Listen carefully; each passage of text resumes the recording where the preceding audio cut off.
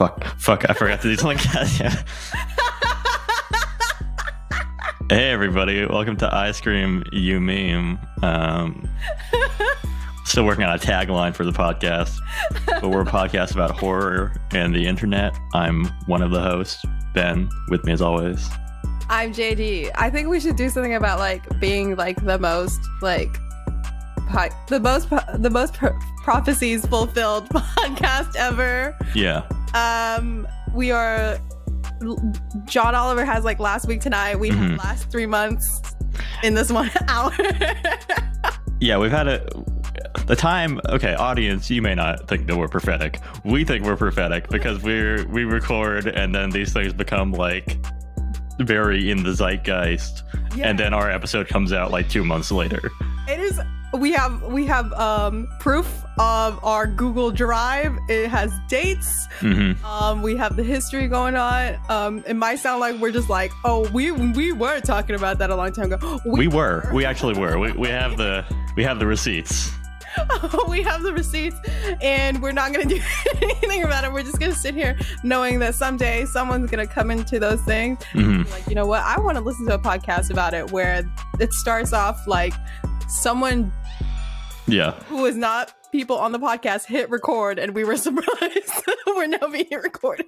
Exactly. Yeah, we like the appearance of not knowing what we're doing, but we know what's going on. Our finger is on the pulse. It's all part of our elaborate act, just peel back the curtain a little bit. But we do not come prepared with an intro ever. So that's I think maybe that's our tagline. This is our cold open. Yeah, that's it. Here we are. Complete silence. Wait, is the audio live? Oh man, okay, wait. Fuck that up too. Oh god. See, we're really constantly surprising ourselves. Yeah. All right. Well, I got a soundboard. We'll drop that at some point. But clearly, my pronouns are he, not him. Because I'll never be him. And that's about me never being Joe Rogan. Never reaching those heights. Oh my god, look at us. Well, how many episodes are we in by this time that we still are completely shocked that we exist? Yeah, it's okay. We're improv podcasts, but not improv because we write and prepare for this very much. It's such a cool, interesting bit of complete confusion in the first half, completely researched in the last half. That's how we are as real people. That is how we are. Yeah. I think that we like the balance of we're gonna just talk about completely inane bullshit for probably 10 minutes, and then that weeds out the wheat from the chaff. The real heads will sit through it, and they'll get to our well-researched, documented essays. Oh my god. Yeah. We have to shoot the shit beforehand, and we have to update each other on our weeks and days. We don't talk to each other. Right, exactly. Yeah, we're not having conversations constantly. Right? Oh my god. But yeah, speaking of update, Ben, how are you? I'm doing good. We started watching Beef on Netflix, which will be old by the time this episode comes out, but it is very fresh right now, and it's a great show. I mean, you've got Ali Wong, who's great. Steven Yeun is also awesome.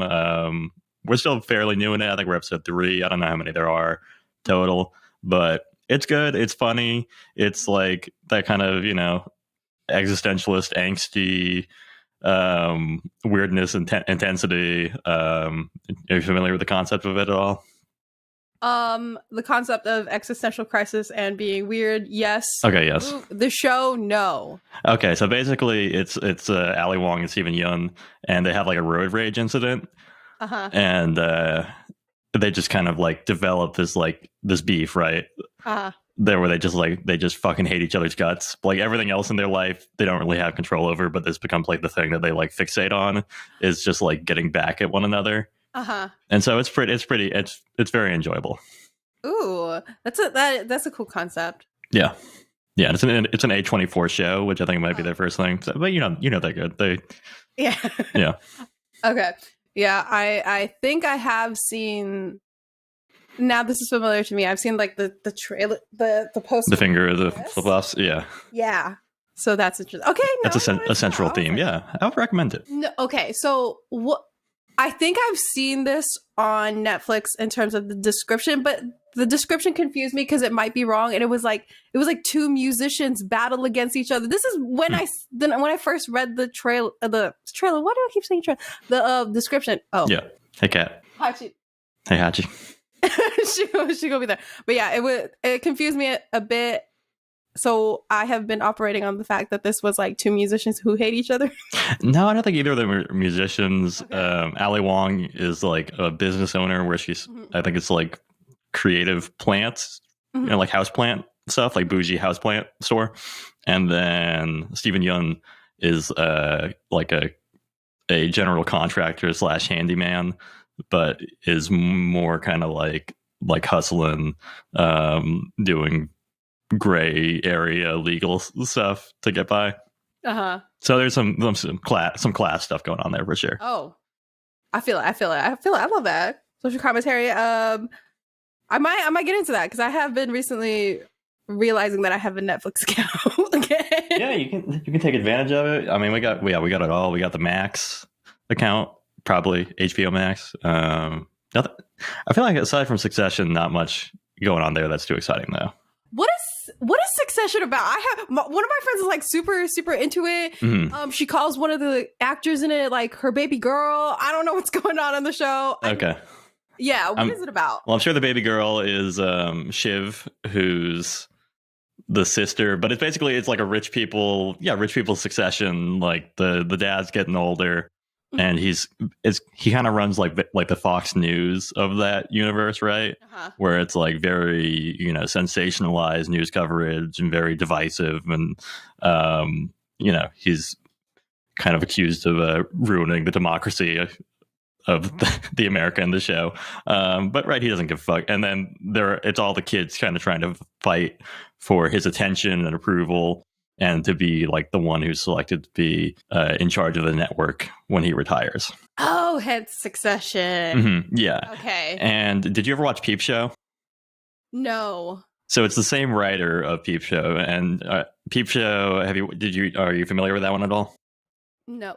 So it's like an Odd Couple thing of like two British dudes living together, and you get like their internal monologues. It's filmed like first person. Mm-hmm. Okay, I didn't know the title, but I know this because I love David Mitchell. Yes.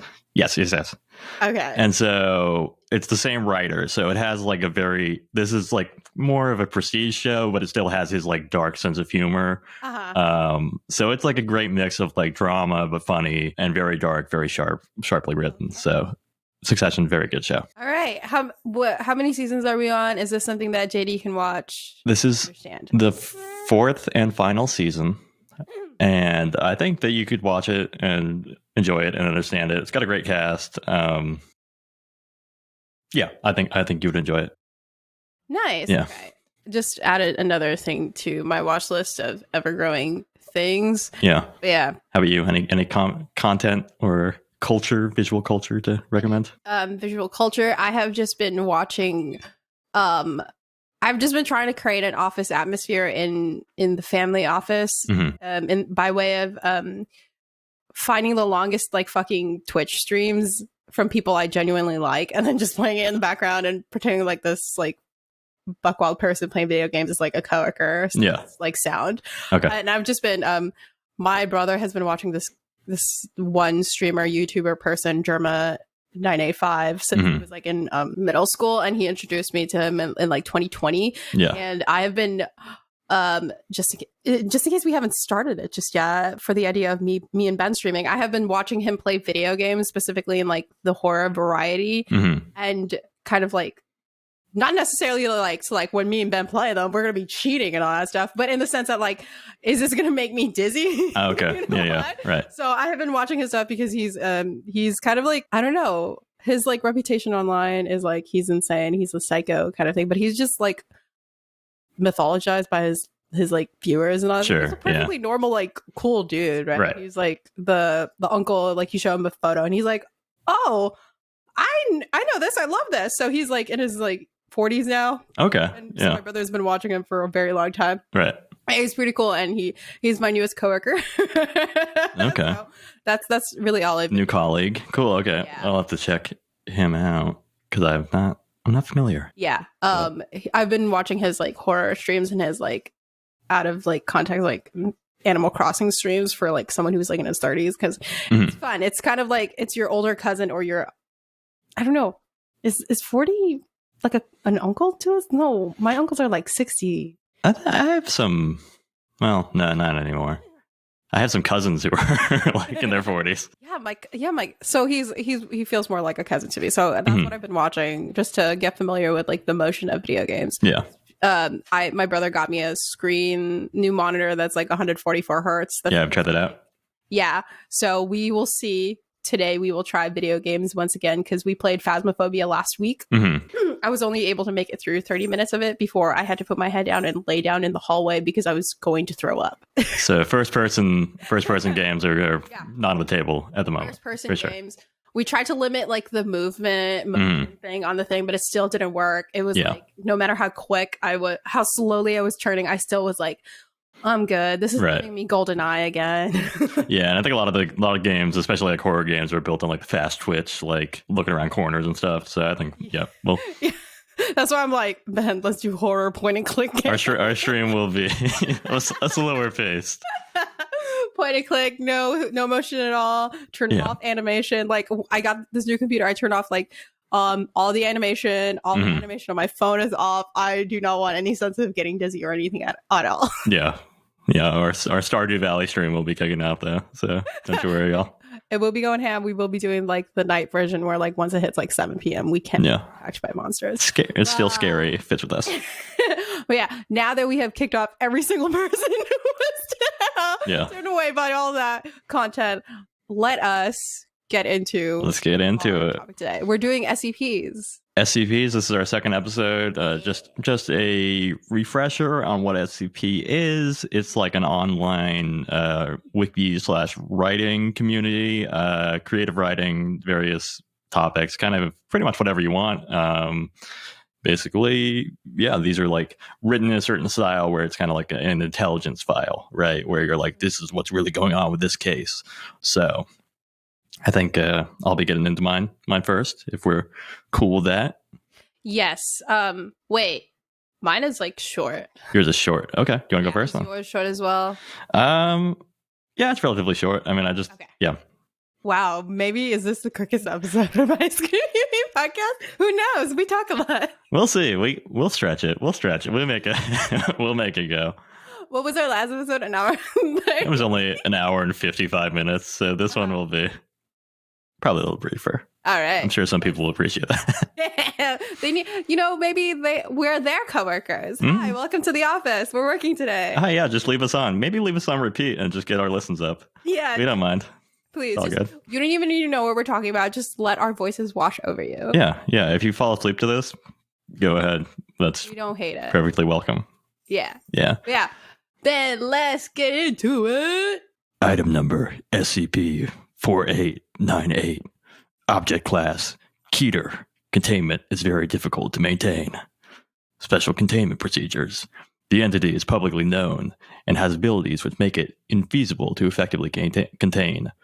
The SCP Foundation has established a task force, RHO-3, The Hills Have Eyes, to monitor the anomaly's activity. It also appears that the anomaly does not wish to draw too much attention to itself and self-regulates its visibility in the public eye. The entity in question is an extra-dimensional humanoid with the ability to manipulate space, including instantaneous teleportation, the ability to co-locate, and the ability to clone or duplicate matter. We have an image included in the SCP file showing a late middle-aged white man. Pretty strong male pattern baldness, remaining hair is white, wearing a gray suit, white shirt, and a black tie with white leaves on it. The image has a caption, Saul Cronenberg. So, Saul Cronenberg, as we're going to be calling the anomaly from here on out, he's got a hustle. Saul, despite having all the powers of space manipulation, resides in Hollywood, or maybe we should call it Holly Weird after this story. Saul's trade is working as an agent for film and television actors from a small office in West Hollywood under the business name Cronenberg Talent Management. Cronenberg is known to appear at industry events, meet with clients at his office, and operate in ways consistent with many talent agents, although his rate is unusually low. The SCP Foundation has collected one of his commercials, which ends with the line, "Come on down and talk to Saul. I know all the ins and outs. I can get you into the roles and take you places you've only dreamed about from your pull-out couch. Work alongside all the big names. Work for all the big-time producers. I've been serving the industry for over 30 years, and I know what it takes to make a star. So if you're ready to pour your heart out and soul into your craft, give Saul a call today." The commercial itself is pretty innocuous, especially if we ignore the Breaking Bad universe and the specific spin-off starring Bob Odenkirk. So, where's the actual anomaly? How is this not just the story of a super powerful aging talent agent? The SCP Foundation became interested in the story in 2003 when they noticed an uptick in credited roles for relatively unknown actors. And this itself wouldn't be strange, except the same actor would be credited in films that had a lot of overlap in production and filming schedules. So one of these actors, previously best known as Unknown Prisoner in the Vin Diesel vehicle Chronicles of Riddick, listed Saul Cronenberg as his booking agent. As soon as the Foundation began monitoring his behavior, within one day, the actor was seen leaving his apartment at 9:10 a.m., 9:24, and again at 9:41, but he was never observed entering his apartment. So with each trip, the actor went to a different destination.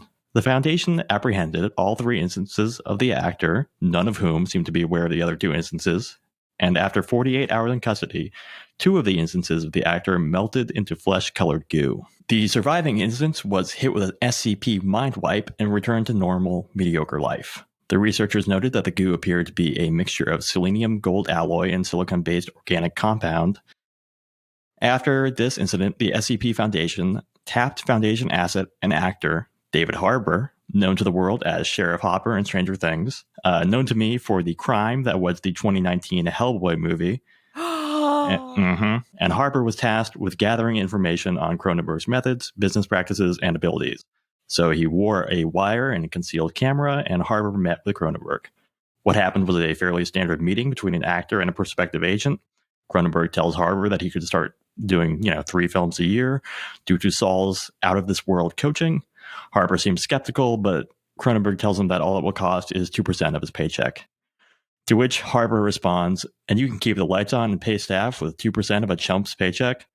Saul tells him that he operates on a volume model, and that aside from the 2%, he also does ask for a small down payment of sorts, and an NDA, and some health screening. Harbour gets a little skeezed out by the vagueness and asks Saul for some clarification, and Saul responds, "Why do you think it's easy for them to slip into the skin of another human being and assume a role, even if it's just for a few hours? You've got that mojo, that conductive material." Harbour decides this is too weird and ends the meeting, but he's encouraged to think about it and come back for a follow-up if he changes his mind. David Harbour, heavy air quotes, star of Hellboy 2019, thinks about it and winds up going back for a second interview. Saul tells him that he'll take a little bit of the mysterious down payment, but that David's not into it or the results. There's a 100% refund guarantee. Harbour nervously agrees on the condition that Saul explain what the down payment is. Saul says, quote, "I'll be honest with you, Dave. Me and my friends, we don't get out as much as we'd like to, but we love to travel, we love to see the sights, we love to live. Do you know how these 2 things conflict? That's all we want, Dave. Just a taste of the outside world, a little bit of freedom, and people like you are the perfect vehicle." At this point, Harbour is assigned to the field operators in an attempt to get extracted from the situation, but it's too late. Harbour is brought to a small half bathroom and is instructed to look into the mirror. As Harbour looks into the mirror, Saul puts his hand on Harbour's forehead and all communication with the devices are lost. It's only through local recordings that we know what happens next, as Harbour has no idea of what happened during this period. Harbour is seen floating in liquid, apparently unconscious. It's impossible to tell the scale of the liquid that he's floating in, but there is some light. He wakes up and tries to swim away, but it's impossible to tell where he is or if he's making any real progress. Then he notices an eel-like creature swimming towards him. The creature has a bioluminescent light from the front of its head. As the creature gets closer, he notices the creature has a mouth made of concentric circles of sharp teeth. So, as somebody who has watched every season of River Monsters, I'd say we're dealing with some kind of interdimensional lamprey. The creature latches onto David, who tries to pull it off, but is unable to, and as he wrestles with the creature, more appear and also bite into David Harbour. Eventually, there are so many creatures on David that it's impossible to tell what is happening. I'm sorry, I looked at what a lamprey was. And it was nasty looking. Yeah, they're weird looking. They're what's called an uncharismatic species because they're not very cute. Roasting fish. They really go after him, yeah. But that's pretty much the end of it. David Harbour later woke up in a van with no memory of what happened. Mm-hmm. So what do you think? How's that? Are you spooked? I think I'm spooked in the way that like it's like a mysterious like humanoid person like doing just like a regular job, and the Holly Weird is a good like thing for it, because I put down like, what does it do with the actors? Right. Like what's the health screening for? Mm-hmm. Melted into goo, 2% of paycheck. Is this creature's like employees unionized? Right. What's going on? Are they being paid well? But the thing that I really was like, hello? Mm-hmm. You really don't like David Harbour. I'm fine with David Harbour. He seems like a perfectly nice person. I'm not pro Hellboy 2019. I did see that. My parents were a big fan of the old one. The Guillermo del Toro ones. Yeah, because it played on like FX like all the fucking time. Yeah. And I've only seen bits and pieces of it every time I like walk by. But yeah, this is such a weird. I think it's not like jump scare scary. Mm-hmm. It's like eerie of like, I don't know, it feels a little bit off kind of thing. Like, yeah, I would say it's the SCP stuff kind of straddles the line between horror and sci-fi sometimes. And this one I would say is definitely more in sci-fi than straight horror. Mm-hmm. I think it's interesting. I think that the case file itself is a little light, but then like having the David Harbour interview stuff kind of adds some more interest to it. Mm-hmm. Mm-hmm. So we can get a little bit into the kind of the background of the text if you're down with that. Right. Yeah. So the author of this SCP is a user named Many Meats, who is pretty prolific. They've written 33 SCP entries, and this is one of their earliest. It's not one of their most popular, but I was given it by the random page link, and so I can't break that pact. And as I read through the comments, I found one by a user named Not Gull, who said that they were kind of not too into the SCP at first because they thought it had a lot of similarities to SCP-4844. And SCP-4844 is codenamed Last Man Standing. Mm-hmm. Do you have any ideas of what that might be about? Is that is it? No, wait, that's Last Man on Earth or something like that. But no, I don't. It's Last Man Standing is a Tim Allen show. And back at it again. And SCP-4844 is about Tim Allen again. So it's Tim Allen with the abilities of flight, to teleport and dematerialize, manipulation of objects and substances, and stand-up. And he gained these powers through the filming of the Shaggy Dog movie. Are all your SCPs gonna like coincidentally have a connection to Tim Allen without you knowing? This was randomized. Yeah, this was random. I don't know how the thread is still there though, but I feel like I'm gonna definitely get into the SCP-4844. I want to do it like the next one because it's a 3-part like saga about a prophesized battle between Tim Allen and the savior of humanity, who is Jerry Seinfeld. Okay, yeah, you know what? Mm-hmm. Forward to that. So I'm to that, and then also they're written by different people. Like the Shaggy Dog DVD one is not the same author as the Tim Allen Jerry Seinfeld fight one. So I feel like there's something there. I mean, I don't know why Tim Allen is targeted so much as like the subject of so many SCPs, but what the hell. So, JD, I do have a question for you. Which modern day philosopher, by which I mean comedian, would you choose as the savior of humanity? Ooh, in terms of like okay. Either as like a battle against Tim Allen. Ooh, James Acaster. I think he's not afraid of like calling out. I think because of his like, he's like a lanky white guy who, as a white man, you have like the elevated status of like you can call out whoever and not kind of thing. Right. But he does it in this sort of like comedic way where you're like, oh, I like this person, but I'm laughing at you because I do understand that you are calling them out, but also it is funny. So he does that a lot with like Ricky Gervais. Oh, okay, great. Yeah. And all that stuff. So I think I would choose James A. Caster, because then maybe like Tim Allen would be like, are you like roasting me? Are you making fun of me kind of thing? But I do think it's funny. But also, like, maybe, I don't know, maybe James A. Caster was like a drummer. So maybe he has like the hands capability. He's got some, like, some physicality to him. Yeah. That's important. Jerry Seinfeld would not be my first pick. Like, or he's kind of an anti-woke comedian. Where I think Tim Allen also isn't like an anti-woke comedian. So it's like you got the dude who like was fucking high schoolers, or you've got Tim Allen. Okay, yes, then James A. Caster is definitely my guy, because just in case they want to say anything transphobic, James A. Caster will swing, I think. That's important, I think. Yeah. So yeah, Jerry Seinfeld, not my pick for savior of humanity. That's my personal beef there. But let's get back into the story. So I don't want to throw any shade at many meats here. But as soon as I started reading the story, my anti-Semitism sense was kind of tingling. The SCP... Now I see it. Yeah. So the SCP specifically says that Saul Cronenberg appears to be a late middle-aged humanoid male of Italian descent. But come on, the guy's name is Saul Cronenberg, and that's Saul. It's not Sal, okay? His name's not Salvatore. His name is Saul. Saul is a Hebrew name. And Cronenberg is also, that's not like again, we're talking about an alien here, but that's not an Italian name. Cronenberg it's a German last name, but it's also fairly common in like the Jewish German community. And I don't think it was written intentionally to be anti-Semitic. I'm not accusing many meats of anything here. And this isn't me coming after him, but I do kind of want to examine the currents that are present in this work. Because I think that the whole, wheeling and dealing alien deal fits with what is kind of called the space Jew trope. Mm-hmm.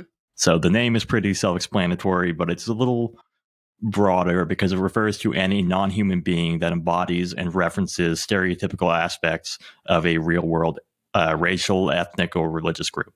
Mm-hmm. So, as mentioned, it does not. It extends beyond the borders of genre. There are, instances in fantasy, instances in sci-fi. Doesn't really matter, and it's not just about Jewish people. But let's consider some of the most cited examples.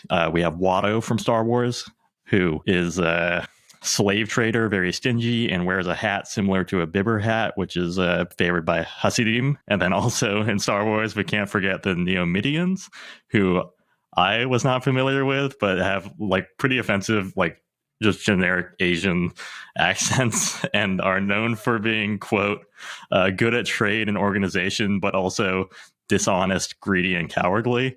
And then, of course, we're fresh from my last episode of shitting on Star Wars. We're going into another. We're back in, baby. This one's a little bit more heavier, and as you're speaking, I'm just like, Lord.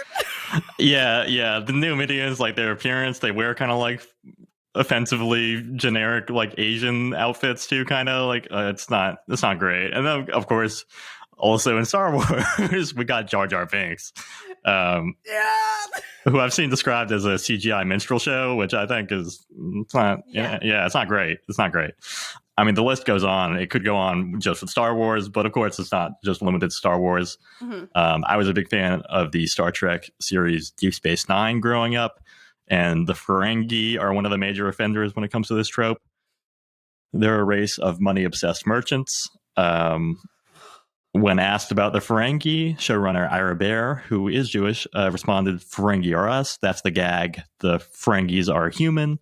They're more human than the humans on Star Trek because they're so screwed up and they're so dysfunctional. They're just regular people." And while I think this quote does illustrate that the show was going for in terms of the Ferengi, who were already a species in the Star Trek universe, I think that we also understand that nuanced satire and ironic use of tropes can often reinforce harmful stereotypes and existing power dynamics. So here's a quote from Armin Shimmerman, who played Quark, who was a Ferengi character and one of the main cast in Deep Space Nine, who was asked to explain the strangest readings and interpretations of the show from fans. Quote, "In America, people ask, do the Ferengi represent Jews? In England, they ask, do the Ferengi represent the Irish? In Australia, they ask, do the Ferengi represent the Chinese?" Shimmerman said, "The Ferengi represent the outcast. It's the person who lives among us that we don't fully understand. And I think this provides us with a better framework to understand the use of the space Jew trope and also to understand why this happens so much in sci-fi. Science fiction often relies on the juxtaposition of human beings and imagined others. And let's be real, science fiction is and has historically been written by a lot of white dudes. Unfortunately, I think this goes a way to explaining why the alien others tend to be based on crude stereotypes of marginalized people. And I also think this helps us understand a major preoccupation of science fiction writers, which is the colonial encounter. So there's two main motifs in the colonial encounter in sci-fi. There's the inward and the outward. The outward encounter, humans leave the Earth, they explore the universe, they're facing challenges and, alien species. And this, in a lot of ways, kind of is a continuation of the narratives of colonialism, right? And then the other is the inward encounter. And in this mode, we generally see the inversion of historical narratives where aliens come to Earth and subjugate humanity. Often the subjugation focuses on the suffering of former colonial powers, right? And personally, I think that sometimes old-timey people are a little more mask off with it. So here's a quote from H.G. Wells comparing the alien invasion in War of the Worlds with the British invasion of Tasmania. Quote, "In spite of their human likeness, were completely swept out of existence in a war of extermination waged by European immigrants in the space of 50 years. Are we such apostles of mercy as to complain if the Martians warred in the same spirit?" So this is a criticism of colonialism, but Wells kind of makes it like a naturalized thing that the British would genocide native Tasmanian people.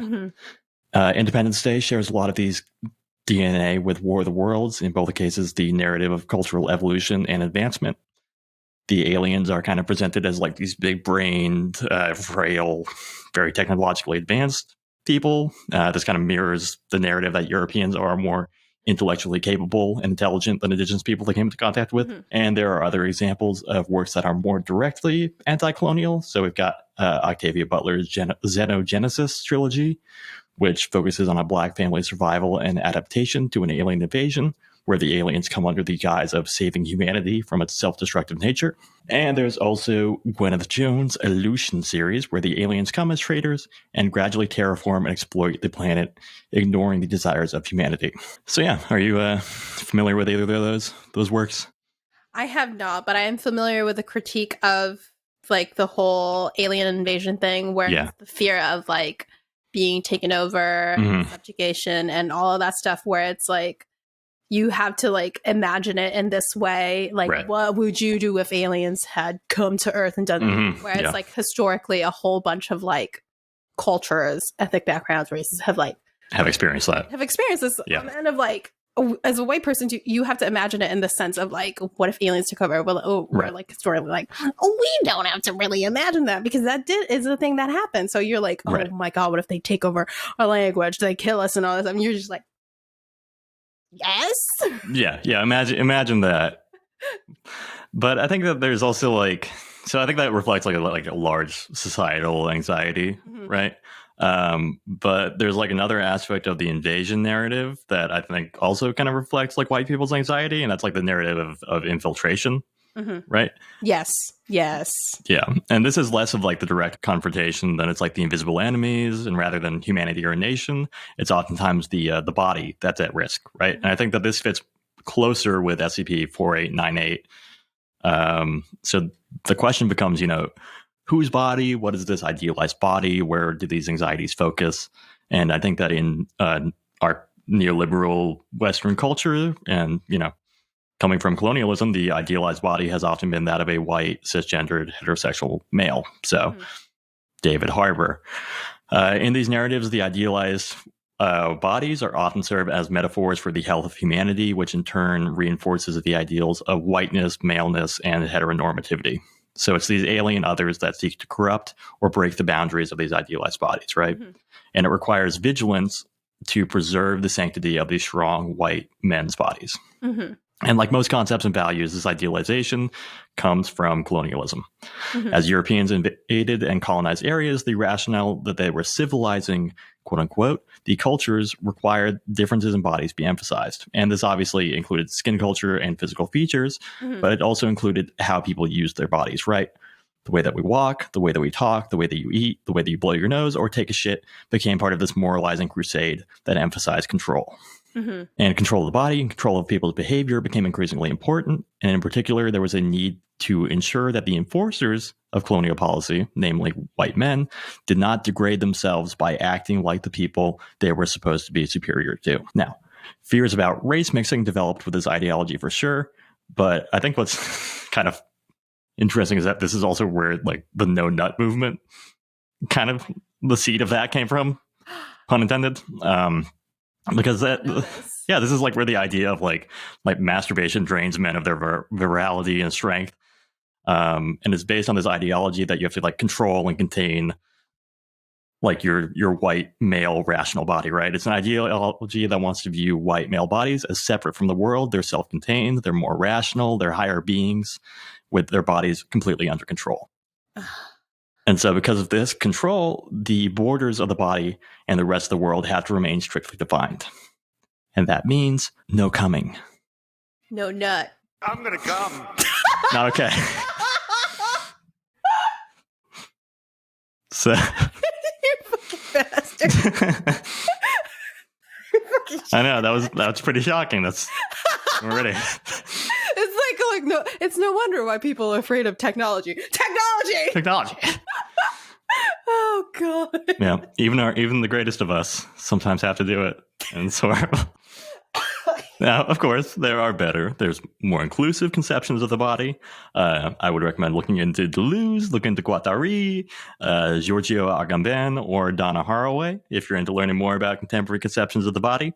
But as it relates to horror, and as we see a bit with No Nut Dudes, the idealization of complete control of the body comes with a set of deep anxieties about losing control and the borders of the body being violated, right?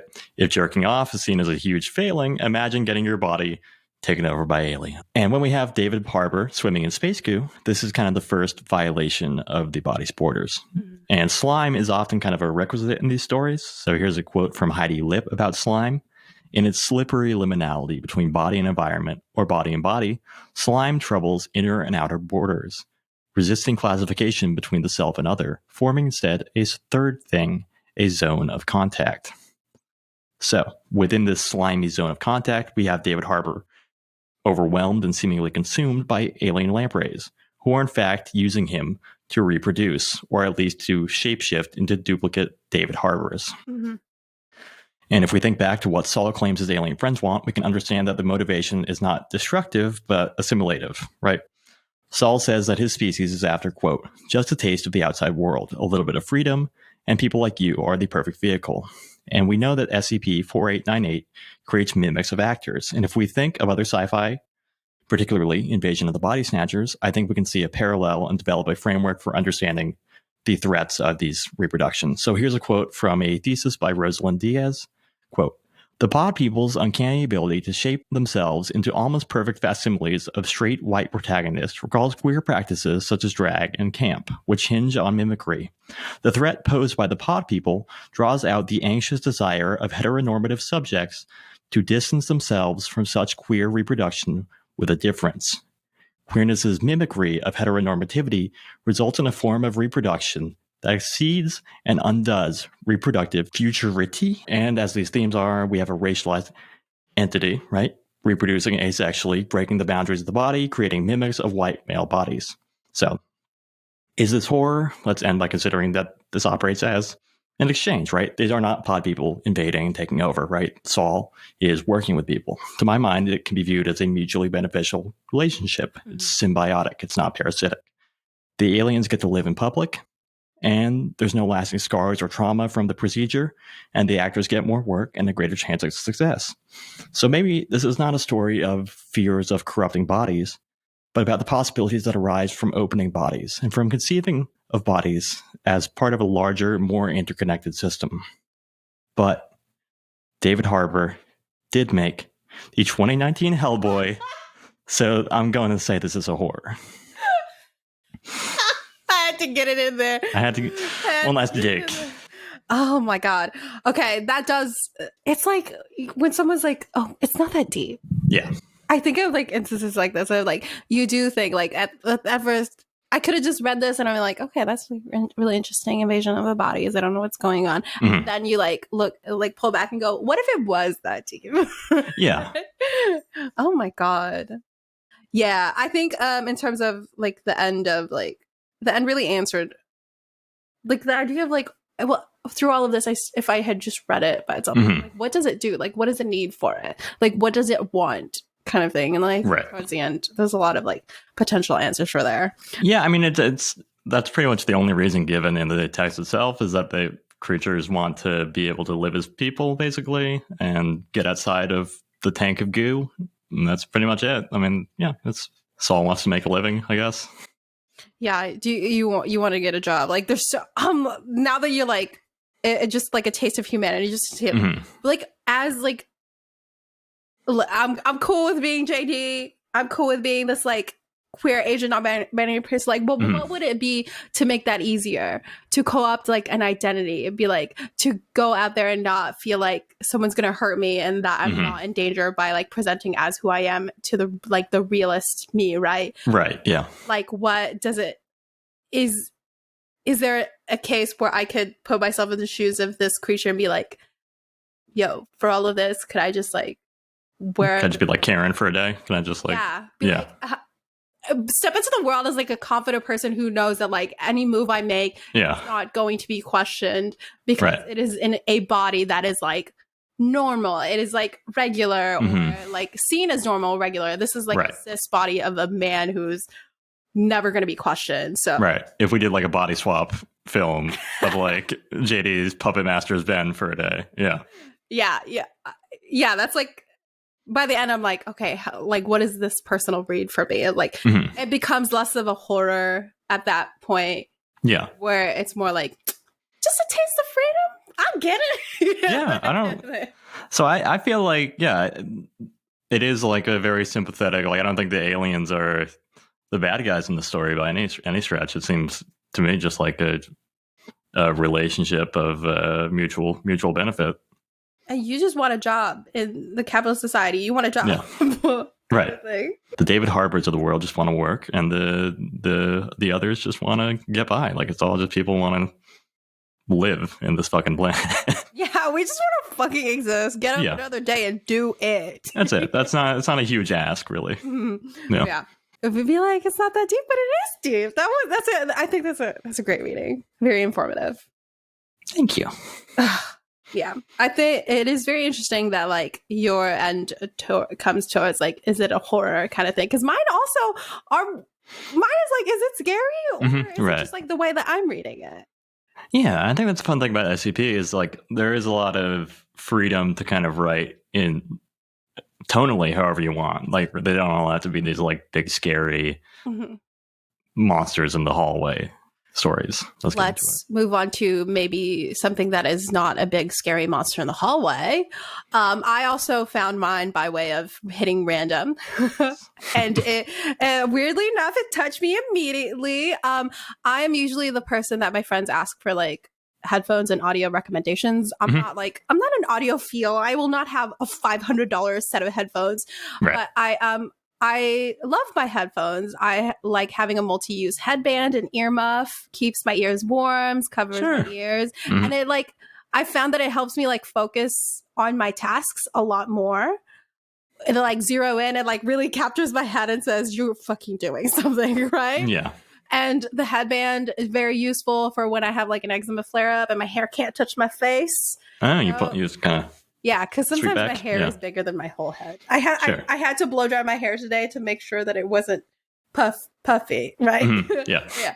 I am a huge headphones fan. I'm personally a fan of Audio-Technica. I have these in the Bluetooth form and then the corded version. Then I have like Cost Porta Pros, which is like these like vintage looking ones. And I have one for like every like occasion. I have like these JLab retro like vintage ones that are like shit audio, but like I can hear stuff and it's like I can be outside wearing headphones and I won't get mugged, right? If someone asks me that's important. If someone asks me a question of where the bathroom is, I won't say, I'm listening to Hype Way by New Jeans, that kind of thing. Right. Yeah. But knowing all of that, you can imagine that when I first spotted the story, my immediate thought was, Hell yeah, dude. We're talking today about SCP-1090.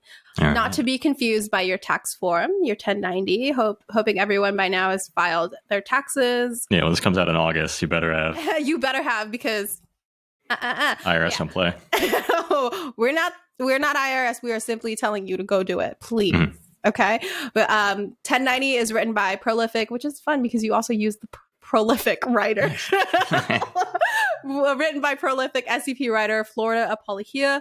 The main subject of this piece is a pair of headphones described as being made of two weird stones attached to a white headband that can be adjusted. So just regular set of headphones. Okay. Imagine these, the listening parts being rocks. Sure. The stones are apparently basalt, maybe.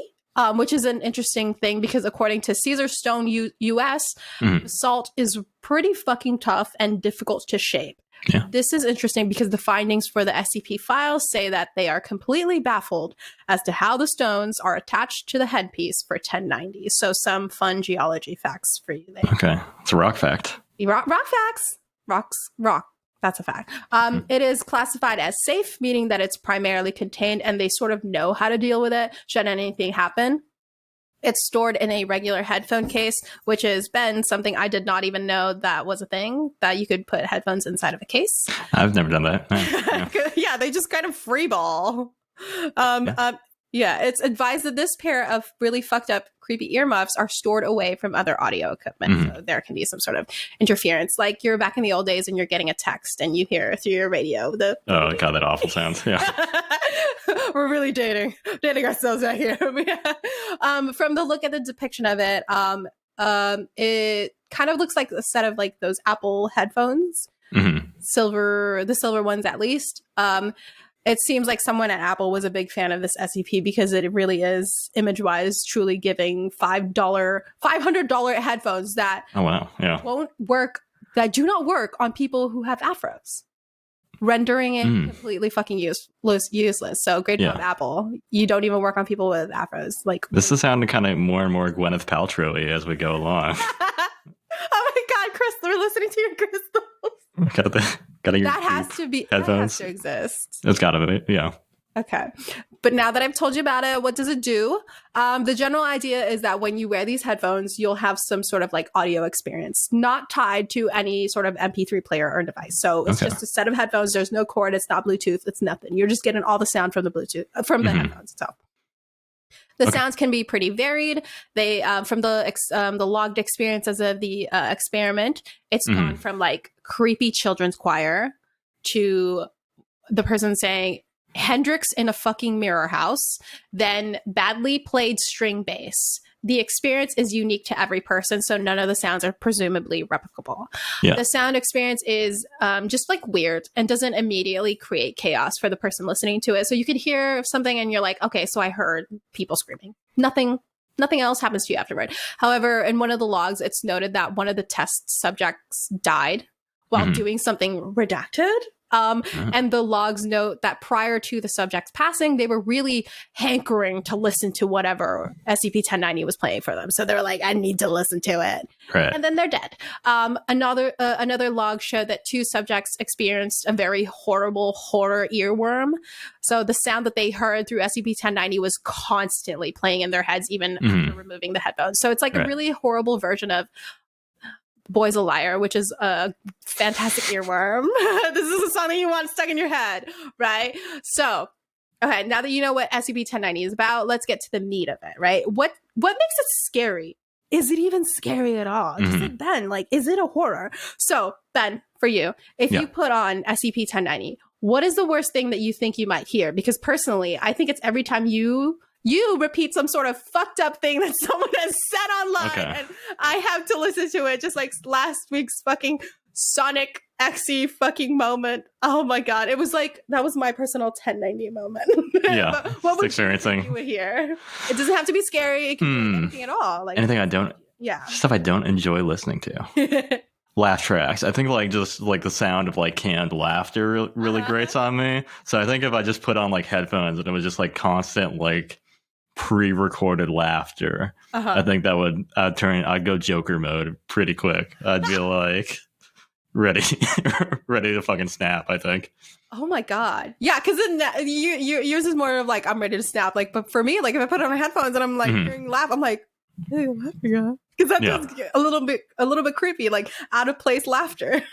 Yeah, I feel like that's the bedrock that the Joker is built on. It's like, what's so funny? That's it. And if it was just like constant laughing, or if I think even worse, if like you put on the headphones and then when you did things, you get like a laugh track, right? Like you like open a door and it's like, or it just like becomes like the sitcom like sound effects, everything you do. Oh my god. That would drive me insane. Imagine every time you fucking open the door, the Seinfeld like bass.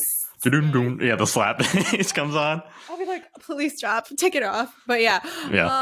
That is good because like you said, some laugh track can be scary, can be like irritating, can be annoying, but back to the scares, it's like you don't necessarily know if it's going to play scary audio or if it's just going to play the sound that's basically like the best sound you've ever heard, or like the laugh track, like the most annoying thing you've ever heard. It's completely random every time.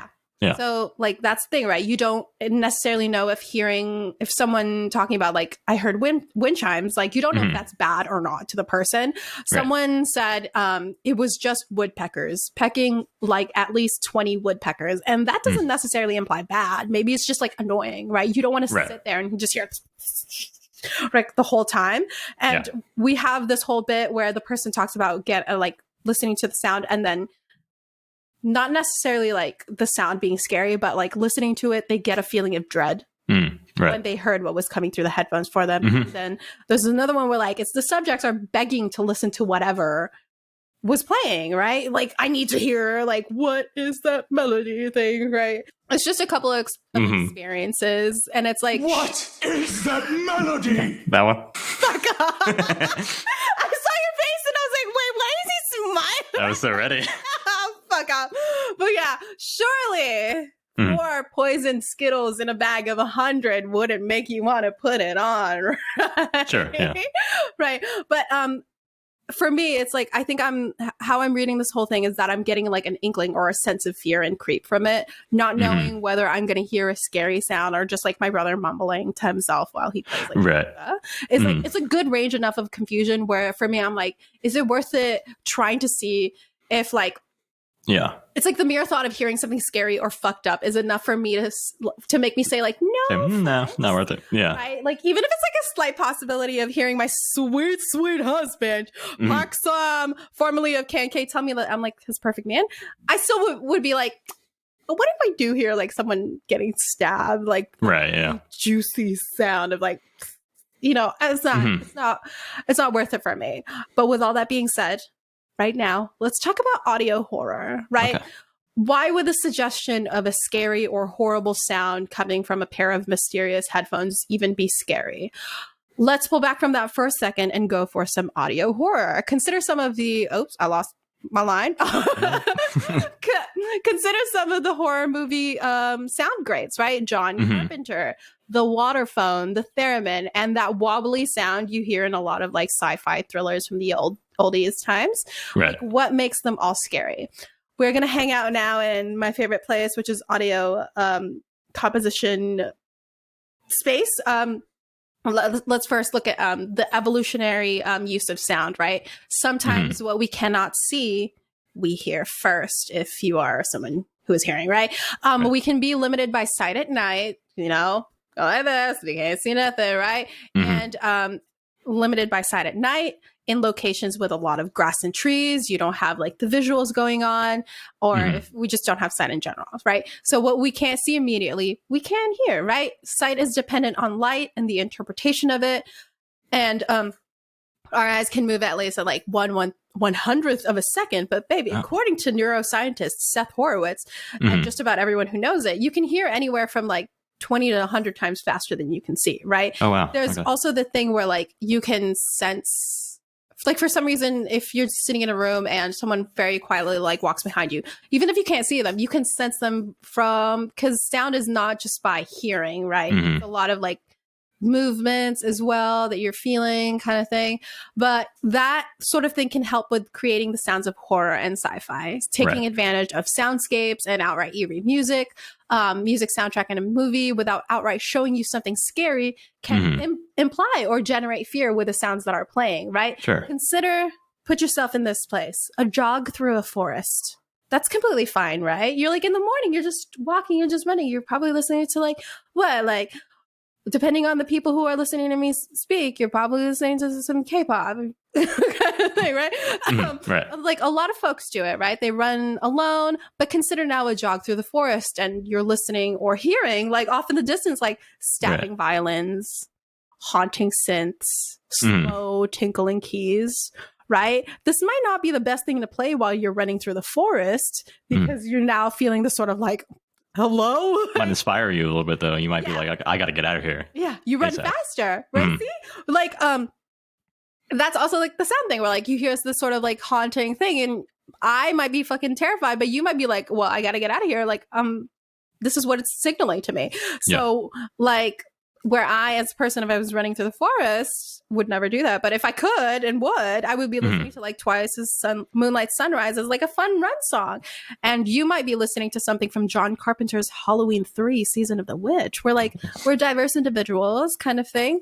But scary music and scary sounds elevate horror movies and it can make or break them. So you've probably seen those edits of movies with like the music, like wrong music over like specific scenes, right? As a matter of fact, if we can do it right now, hopefully my thing can do it, but let's watch one right now. This one specifically touches on what we're talking about right now. It's basically making or breaking a horror movie. So let's see if I can do this. And for those of you that are listening, this will probably, you don't hear this, will have a video component on Spotify and YouTube. Yeah, baby! Okay. Horror scenes with funny music. Let's see if I can share this. Is this... Get out, Microsoft Edge. Are you seeing this? Okay, we got let's paranormal activity. Yeah, so we've got paranormal activity here along with like others. Okay, so let me know if you can hear it. Can you? Horror scenes with funny music. I'm not hearing anything yet. Can we go. Yeah. Okay.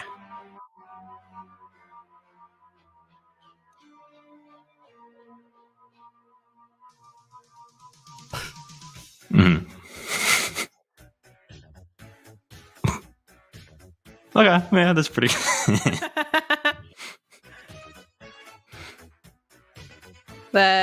And then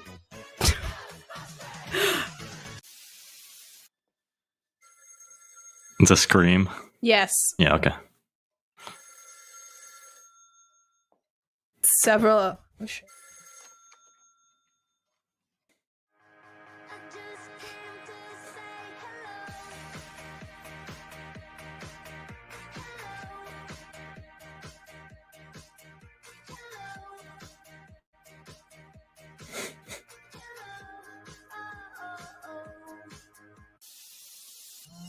This one I don't remember what it is. Chainsaw Massacre? Chainsaw Massacre? Yeah, Texas Chainsaw Massacre. Yeah. Hint, the chainsaw. Oh, that's a giveaway right there. The typical sound. The Benny Hill. Yeah.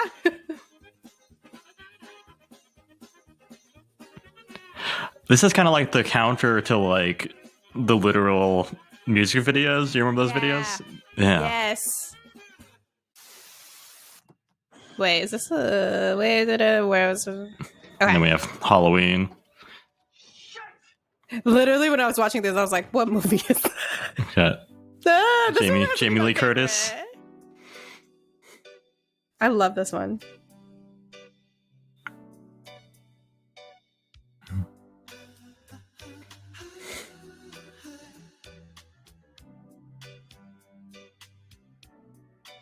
But yeah. You get the gist, but yeah, I think that one was my most favorite because I was like, some people do feel this way about him. Yeah, Michael Myers is a beloved character, I think, by a lot of people. But yeah, as mentioned before, it's like some of those like this can be like a trick, like contrapposto, like where it's like playing a completely like unrelated or like opposite kind of like song to a scene to like get it done, where like a lot of this is done in like like thriller movies, right? Where you get a scene of like someone stabbing and like what's playing in the background is like, come and get your love. Right. Yeah. The juxtaposition there. Yeah. Yeah. But yeah, as you can see right there, like some of those scenes, like in general, like would have scared me if I was like watching them by myself, but like because of the sounds, like kind of essentially not necessarily ruining it by changing, but changing the tone of it. It kind of reframes it for you. Yeah. So like that end bit where like Mikael Myers comes up the stairs and it's to like Spandau Ballet. And so you'd be like, maybe like she's like in love with him. This is finally the moment where she's like, what is this, Michael? What are you doing here? But yeah, that kind of thing. So like ordinarily I like hate Paranormal Activity, but like it's no longer scary because I'm hearing like the Ghostbusters movies, like busted makes them feel good kind of thing. Oh yeah. But yeah, so I scrolled through the video itself to make sure that there were like no jump scares, but I still knew that I would be a little bit scared of the videos, but like added music made me like a lot less scared of it. So with all that, here's like some sort of like the general tips and tricks for like that are used in horror sound design and instrumentation in movies that sort of make you feel a lot more scared of them or like switch up to like the atmosphere kind of thing, which is okay. Let's go through them right now, which is one, odd sound combinations. In relation to like monster and creature films, we have combined like animal sounds. So think of the Jurassic Park roars. These vary from, oh my God, mating tortoises, angry geese, and horses in heat. Okay. There's a horny subtext there. Right? And then if you watched Stranger Things, consider like the Demogorgon or like the entity, which is how it was referred to in this article. So Craig Hennigan, a sound designer for the show, says, when we get into the flesh, I recorded splatty sounds of water hitting flour and other splats. I also used some great stuff from the Boom Library and my good friend Rob Noakes, who has done a lot of specific recording for me over the years. Other fleshy movement are sounds and door squeaks, rubber yoga ball creaks, and some dry ice recordings. So that, which is like part of like the entities were on screen. So it's like weird sounds that you otherwise would be like, okay, but combined together because of someone's great Foley mind. Ends up scary because in the theater of the mind. I love those videos of like people making sound effects because like I know another one is like cantaloupes are used to like sound like you're getting into someone's brains, right? Or like cracking someone's like skull open is like cracking it up. I think I remember like the celery looking stalk one like, in half, and that's like, oh, this is someone's brain. I'm like, it's bone break right there. Yeah. I'm like, thanks. It's nice, and then I like when they'll like kind of eat it as they go too. Like they'll be like, "Yeah, I'm not gonna waste this melon." It's like you just shoved your fingers into it. It's kind of gross. Like, I'm digging my hands into it, and also for a salad. Yeah, but sound design and Foley making is really fun. And then we have like instruments that you're like aware of that give off like eerie sounds. So like the theremin, that thing that you're playing with just the movements of your hands, then synthesizers, violins, really stabby, and then like the water phone. So one of my favorite examples from this when I was reading is like synthesizers in horror, right? Hereditary is one of my most recent times favorite horror films. I remember the soundscape of it being absolutely shit to my ears, but like in the most endearing way, which is like it's painful to hear, but it's also like it's creating a sense of like weirdness. And the article particularly points out the song called Reborn, which has like a beautiful start, but once you get deep into it, it gets like cuttingly loud and annoying in this sort of like someone's watching me kind of way where it's like beautifully done. I think I have a link to it. Why? Because I can't talk about this Hereditary thing. You must experience it without experiencing it, okay? And I would just love it. Okay. Now that my fucking computer can do it, I'm doing it. Jesus. What was that sound? Soundboard. Oh. You know what? That's the text tone from my brother too. Oh, really? The Windows error on my phone, and I was like, "Hello," and no text from him. Perfect choice because that freaked me out on my computer and my phone. This is immersive podcasting. Immersive sound. But for us, you sort of have this sort of like perfectly fine. You might have you're like, "Oh, I could have heard this in like Swan Lake." nice string section. So it like goes through there, and then some more like build, added instrumentation and all that stuff. And then you start getting this like thicker sound in the background getting introduced, making it a little bit fuller bodied. So you're completely fine by then, and then you get this. Right. That the high tone. Mm-hmm. Yeah. In the movie theater, you'd be just like, stop that part and let's go back to the beginning, right? Yeah. And then hold on. And then you get this. All in one song. Mm-hmm. Right? This is sort of like a blaring ambulance alarm sound, right? Right. So that's kind of wait, where'd it go? Am I Googling Peep Show?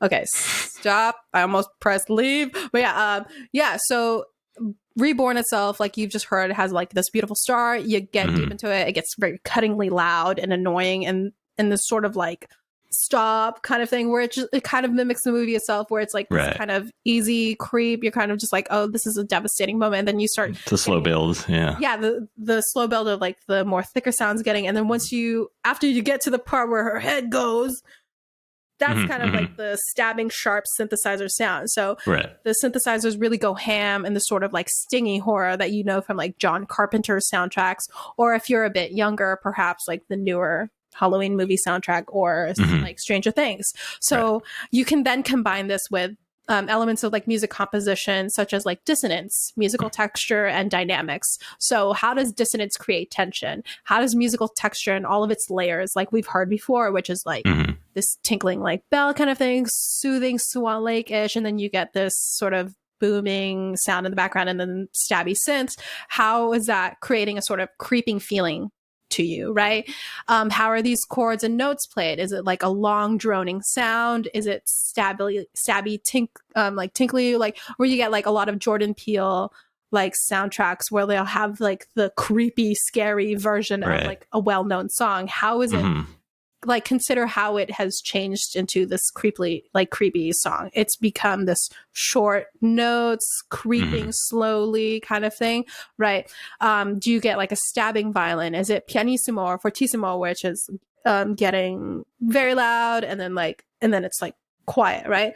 Okay. Are the synths doing a crescendo, like getting louder and louder as it goes? And then think of how it relates to like the imagery of what's going on, right? The synth getting loud, like, is it like a figure like running down the hall? Does it feel like it's like a turning for yards kind of thing? And like for myself, for my old like sci-fi thriller podcast, Tapes from the Road, which has no new episodes and has been done for a long time, when I composed a song called Unhuman, Donovan's Intro, I leaned on my knowledge of John Carpenter and the band Survive, which was from like Stranger Things. I did a lot of stabbing synths and droning chords in the back that are meant to give off this little itchy feeling in your brain, right? It's like invasive long note that you're kind of just like, it's staying in your brain. It's kind of like irritating by now. And then I chose those chords and notes simply because they had an eerie feeling. They were like minor chords. They were jazz chords, minor chord, jazz chord, like combined to like a little soothing, but also like creeping in on you kind of thing. And it's probably similar to some of the things that my brother thought about when he was making some of the music for Ice Cream You Me, right? You add in like creepy like ice cream music sound, like screams, like stabbing sounds, that kind of thing. And in relation to like SCP-1090, you can read these sorts of things in some of the examples given. So we have a low sustained drone for the first 30 seconds, which slowly increased in volumes. And this was reportedly accompanied by a sense of expectancy, like something important was about to happen. So some songs like music, you tend to have like an understanding of where the verse, the chorus, the bridge, and all of that stuff is going to go. And then what happens when that sort of thing is like switched around and cut off? You sort of get this musical blue ball situation, right? You expect something and nothing happens. So like, how could that work in horror where maybe you're tricking someone into believing that there's about to be a jump scare happening, but all of a sudden, no. And then maybe later you'll do the same thing. But now that they're like, oh, I won't expect a jump scare because last time they did it, but there was nothing. But now there is a jump scare. So you're extra scared kind of thing, right? And then you have this person saying there, I heard wind chimes, not localized in the earpieces, but some really close and some really far away and too far away to hear. There must have been hundreds of them. So you can identify in these examples without even hearing them that they have key aspects of what makes horror music scary, right? And when you read 1090, not the text form, keep these tricks in mind as you read the description of the sounds that the people in the story are reporting to hear. You don't need to hear them composed for you, but you do need, like, you can say, like, if someone's hearing, like, I heard long droning sounds, like, identify that in a scary movie. What does a long droning sound imply? What does it get you to feel, right? So I'm now going to turn it, like, to you, Ben, since I asked and I answered myself a little bit. Like, say, like, I told you that I gave you a set of headphones and I was like, these headphones could play any sound at all. No one gets hurt listening, but the range of sounds vary from just regular melodies to like downright scary experiences. Right. You've said, like, if I put them on, this is what I would hear, right? But would you put them on? Like, if I told you, like, some people just heard wind chimes, some people heard really dreadful music, and then someone has died because they really wanted to listen to it.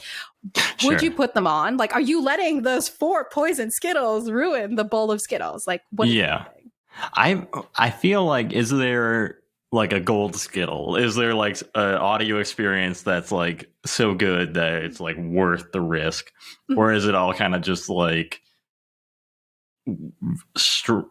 from like strange, random to like kind of dark, disturbing? Or how are you taking those 2 people that have said they want to listen to it so badly that they will go and try to get the headphones, or that person who was like really hankering to listen to it, but then they died for some reason? Like, is that enough to know that, like, someone really wanted to listen to it, but then they died? Or these 2 people killed each other because they really wanted to listen to it? Like, are you taking that as like, that sound must have been so good that they were like, hell yeah, or like, I'm willing to die to hear this. Yeah. So are you going to put them on? I've told you all of these things. Are you going to put them on?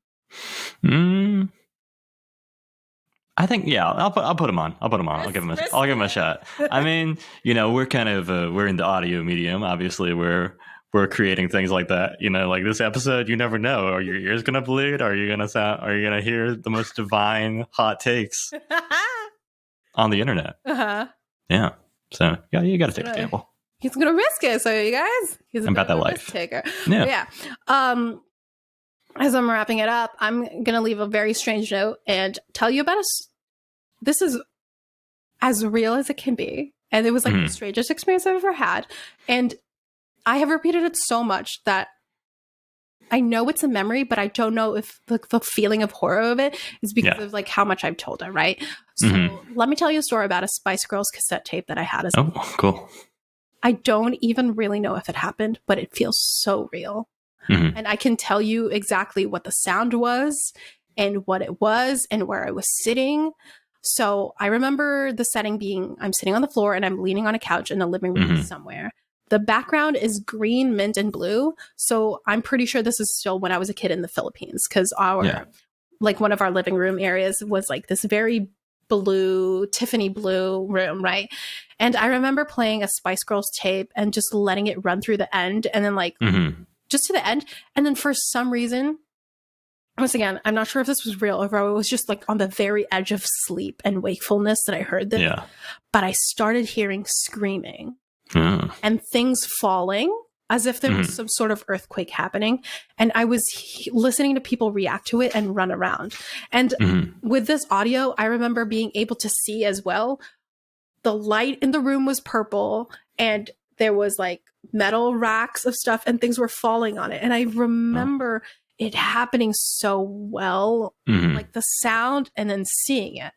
Right. Because I remember like it was silver shelves that had VHS and tape players on them. Yeah. And I remember getting so scared, but wanting to keep on listening. I don't know why, but I just had to. And years later, I still don't know if this really happened, but whenever I talk about it to someone, I get scared. You know? And like, I don't even know what the tape was, what song it was, but I just know it was a Spice Girls tape because it was like, I know what the cassette tape looked like. And that specifically it was the voices of the Spice Girls, and this could be my very own SCP. This could be my creepypasta of like could be your entry into the it. Haunted Spice Girls tape. Yeah, and it just feels very real to me. So that was like, for me, if I were to put on these headphones again and hear this exact sound, I would be happy to hear it again because it validates that I really did hear that you did hear that. But I would hate that, like, if I gave it to you, you wouldn't be able to hear it because you'd be hearing your own personal like experience. Right. And now I did reach out to Florida Apologia on Reddit to try to get an interview with them, but unfortunately I was not able to get in touch. Maybe there will be an update by the time that this podcast comes around and I can get a feature for them. But for now, we're going to remain clueless of what the real reason is behind like every single thing. Like maybe the basalt was an accident and they didn't know that it was like a tough thing. And also maybe considering the fact that I did send it to them on April 1. Sure. Yeah. What a shithead. But yeah, just like to round this up, there's lots of things that go into what makes things scary, right? Outside of the story and the creature or the point of fear. Music can make or break the scary thing the same way that some visuals can do, right? There are some people where like the monster was scary until they showed it and I was like, what the fuck is this? Because everyone is scared of different things. Everyone is scared to hear of different things, but we can identify that the sound is supposed to be scary. Right? Yeah, right. And then just like Ben's like ending of like, is this horror? Is like SCP-1090 is what you make it and how you consume it. And like, it's personal to you, just like the headphones, right? The experience of horror music and sound. I read it as something creepy and scary, but maybe you just might have seen it as like an audio-based SCP that you're kind of like now interested in. And yeah, that's me. SCP-1090. That's super interesting. Yeah. Are you familiar with like the Caretaker and like the meme around that one? Like that album. So it's like an album, and I think mainly he kind of took and looped like late 19 teens recordings, right? And he kind of let them like gradually degrade because it's, they're old recordings, and I think he just like kept playing them over and over again. And I think he did some other stuff, right? I didn't know the thing. I know the everywhere at the end of the time. That's the one. Yeah. Right. And I think like the meme around that of like the way that people react to it, where they're like, you can't listen to this full album or you'll go insane. I feel like that's like kind of close to this SCP, where it's like, I think that draws people to feel like, well, I want to listen to this album now. And I mean, I don't think it's like some magical dark album. I think it's a interesting project. And I think that like I've heard people talk about it in terms of, it does kind of reflect like, or it's made to reflect like the feeling of like dementia, right? Yeah. Where you're like kind of losing touch with your memories as you listen to it. And I think that can be disturbing to think about, disturbing to listen to or experience. And kind of as you listen to it, right, you're getting further and further from this original version of the sound of the song. But I think that, I mean, to me, like I'm a complete music idiot. I don't know anything about it. So like I'm just always like, wow, it's like magic. I don't know how it works. Like part of me is always like, I don't know how they did that, but that's real cool. So I appreciate your kind of peek through like the musicology lens. I feel like that was really like insightful to me. Because I mean, yeah, it's fascinating that there are things that we can hear and be like, oh, this is like a horror. This is like coded for spooks. But for like, I think most like lay people like me, it's just like, well, I don't know what it is, but that's like an unsettling noise. Yeah. I think like the next time you watch a scary movie, like pay attention to the sound, like not just the music choices, but like the sound choices, the sound design as well. Like I've said to you like before, I don't know if there's like an immediate example of that, but because I've thought it, like it must have been done before, where they play to you a certain sound and then you expect something and you're like you think of Nope.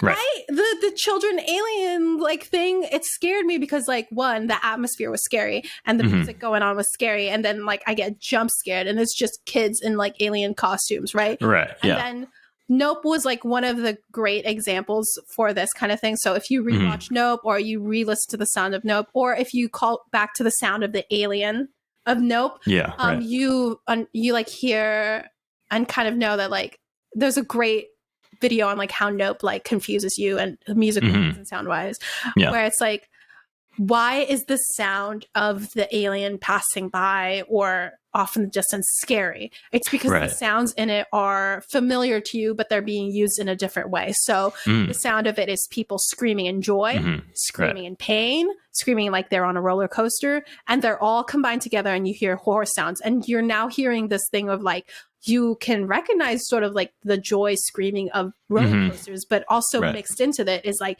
the screaming of pain. So that kind of thing is like, how is the sound utilized to make this thing scary to you, despite it, you maybe later on going, oh, it's not that scary at all. It's kind of like a big jellyfish, but also like knowing that like it is the sound of people screaming. It's not just like this wind howling kind of thing. And then like recall like what nature kind of sounds like, right? When wind gets really intense and it's like booming through like trees, it's kind of like the screeching wind sound.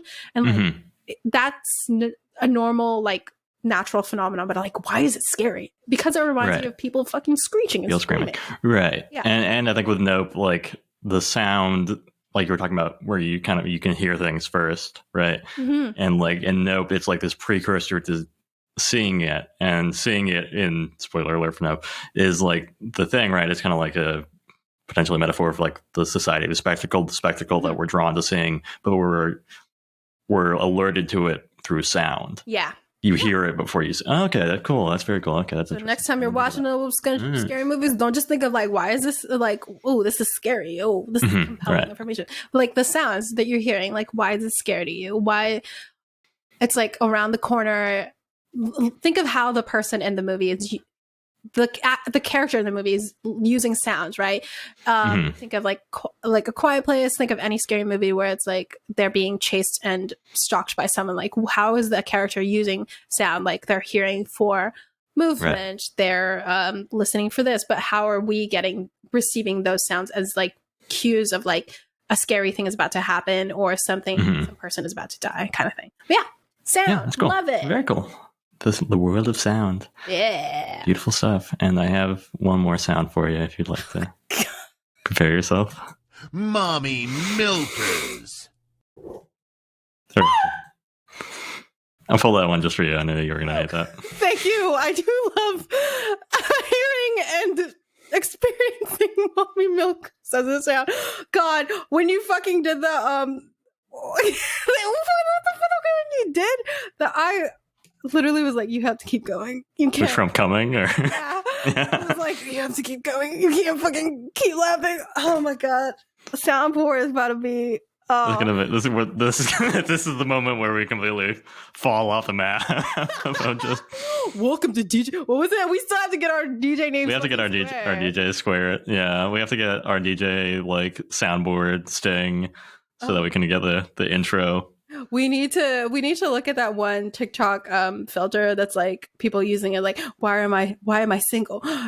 Jail. Sounds like that, like the Vine boom. We need the Vine boom sound.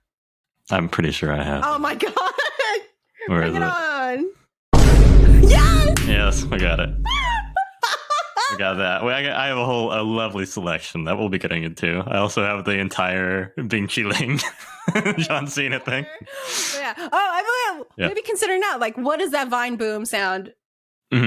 Like, what is that to you? Why? What's ingrained? Yeah, right. Think about it. Think about every single sound you've heard. Why is it scary? Yeah. Why is it fun? Music design. Let's go. Sound design. Let's go, baby. You're listening to a podcast right now. It's all sound. And if you're really why are we so drawn to it? Yeah. Why do you want to hear us talk, even if you don't care about what's going on? Yeah. I was reading like this book about podcasting, and they're talking about how like it's a very intimate medium too, because of the way that we usually experience it, which again is through headphones in the same way that the SCP is. Then there's something like different about experiencing things that way, or media that's meant to be kind of taken in through headphones rather than like a radio or a different, like any other kind of playback mechanic, like hearing things, recording things that are meant to be like you're doing dishes, you're hanging out, you're by yourself, you're on the bus, whatever it is, it builds a different relationship. Yeah. Parasocial relationship, baby. That's what we're all about. We're your friends. Thinking about getting into a parasocial relationship with us, I'm going to give you some sounds. Yeah. Oh my god. Hell yeah. So you can use that throughout your day. We got fucking meta. You're listening to us and we're listening to you. Everything you're doing is right. You're on the right path, man. Oh my god, that outfit is so cool. It is. I probably think your outfit is cool. We can do positive. Yeah, we should do some like positive affirmation stuff. And every episode with like a very, it is like a very sincere, like, thank you so much for listening to us. You're so amazing. Go on, wash those dishes. We love it. We love it. You're doing great. You missed a spot actually, but it's okay. Don't worry about that. What's that Hannah Montana song? Everybody makes mistakes. Everybody has those days. Hell yeah. Amen. Shall we read the outro? Yeah, let's get out of here. Let's get out of here. Because you're almost done with a work day. Yeah, you're almost done, girl. Put on those headphones and let's get it. All right. This episode was written and produced by Ben and JD. For all our sources, please head to the website in the description below. If you'd like to reach out with a comment, suggestion, or share an experience with one of our topics today, send us a message at icecreamumeme@gmail.com or visit us at isympod.com. All the music for the podcast is provided by Yager Frank. Thank you so much for listening, and we'll catch you on the next episode. Bye.